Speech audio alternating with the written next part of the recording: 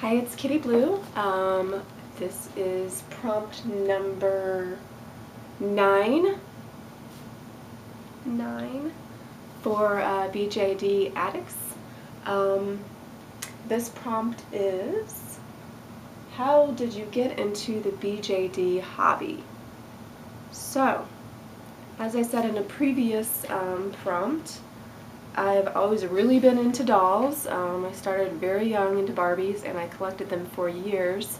Kind of fell out of that, so I sold off a lot of my collection and things like that. So that's kind of where, this doll obsession, or not obsession, this doll love came about.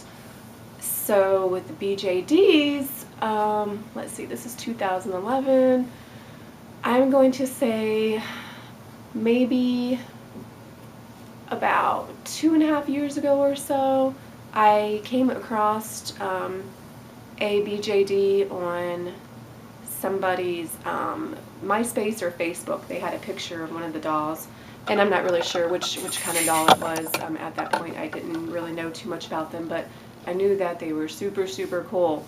So I started, looking at pictures and things like that, and then it wasn't until probably last year in January when I really started, looking closer and decided why not, I thought they were really gorgeous, and so I started doing research to see what kind of doll that I wanted to get for my first doll. So the first thing I came across actually was, Doll for Your Dreams, the Volks company. And then I think along with that I found Abitsu, and I was actually going in between both of those trying to figure out, which one I wanted to get. And I started looking on eBay as well, and this was probably in, I think it was March of last year, 2010, that I decided to actually buy my first doll. I actually came across Resin Soul as well around the same time, and I was just blown away by their dolls. I really thought they were just gorgeous dolls. But it didn't end up being my first doll.